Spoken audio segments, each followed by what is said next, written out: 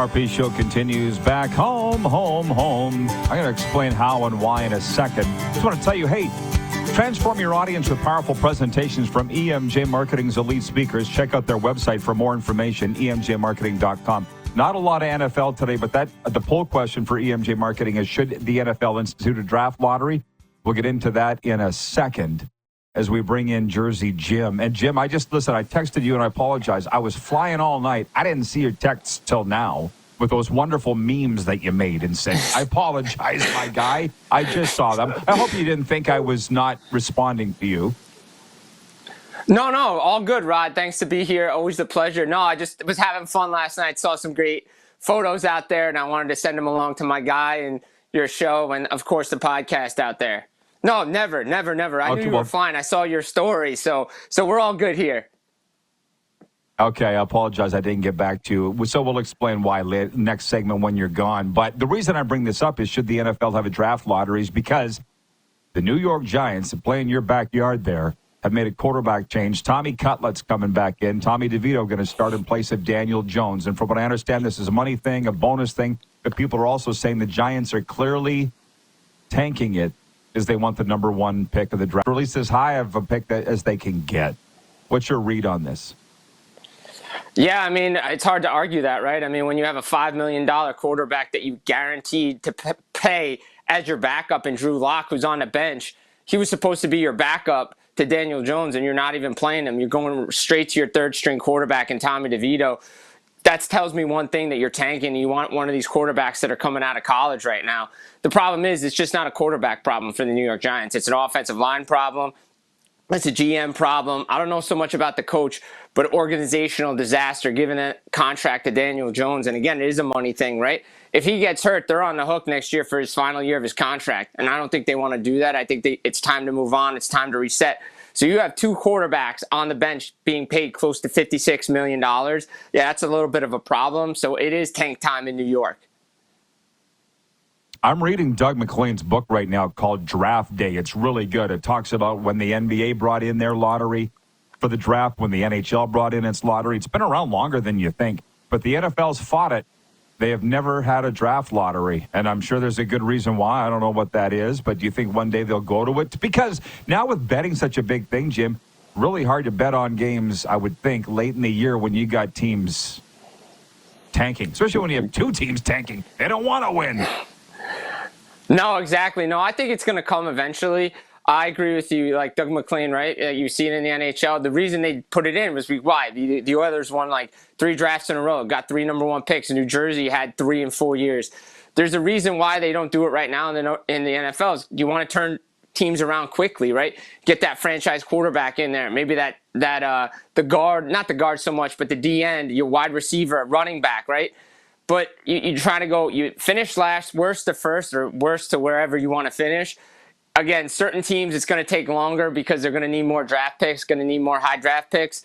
Team like the Giants, they have the weapons there. They have good receivers. You have, Johnson on the outside. You have Malik Neighbors. You have, your running back, Tyrod Tracy. You get a quarterback in there, this team's going to turn it around real quick.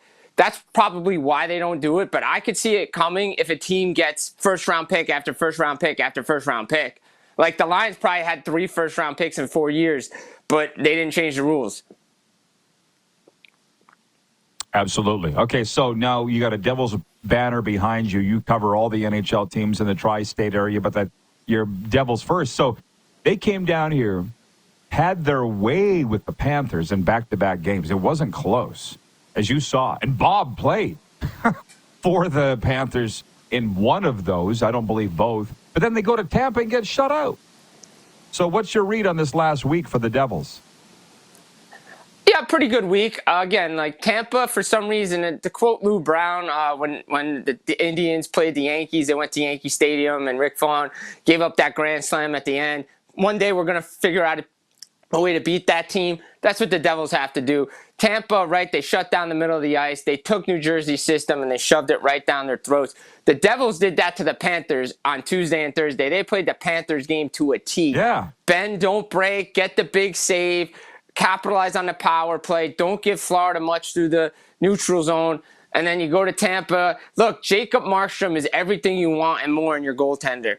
He kept them in that game. Second period, Tampa's hounding. The Devils just couldn't generate any offense there. Vasilevsky stood on his head. Look, Spencer Knight played good in the game on Tuesday. Bobrovsky played well enough to win the game on Thursday. The Devils just took advantage of the Florida Panthers and their mistakes.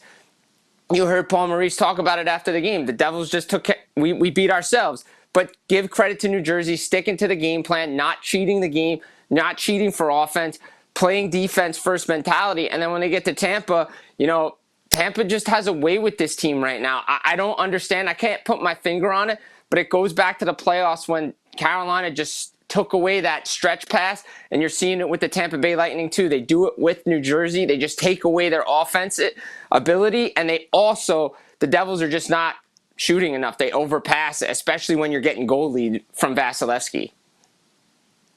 Well, they were dominant here. And it was gross to watch. Thought I was watching the Jacques Lemaire Devils from the 90s, I swear.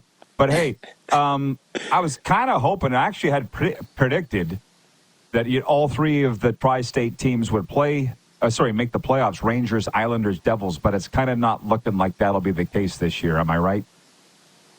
Yeah, you're probably going to get two teams out of this tri-state area triangle. Probably New Jersey, the Rangers, the Islanders are 50-50 for me, maybe 60-40 out.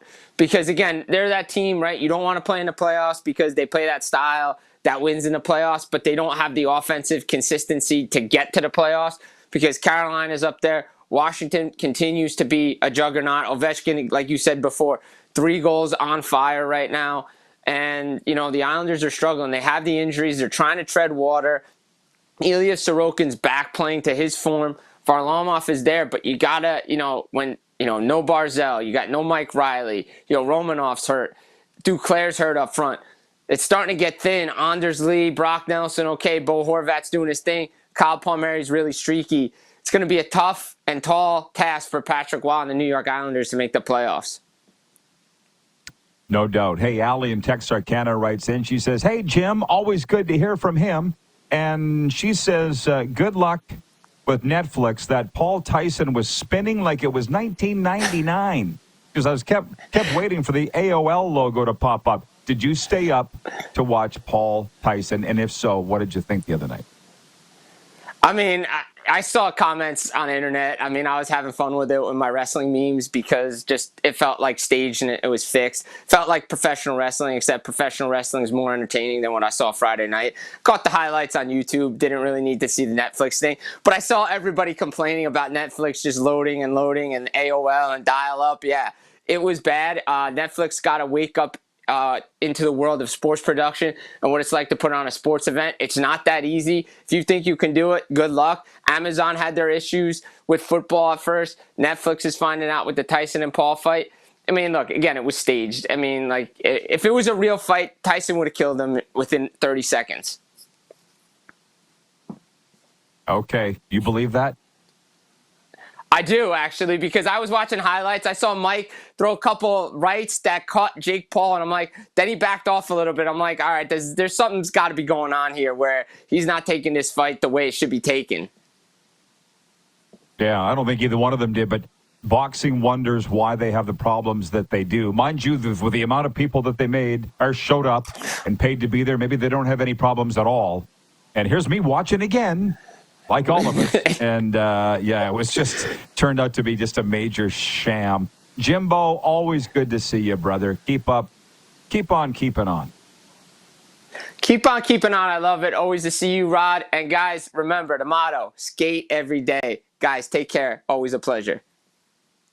Thanks, Jimmy. Jersey Jim Biringer checking in from the Garden State. How about that?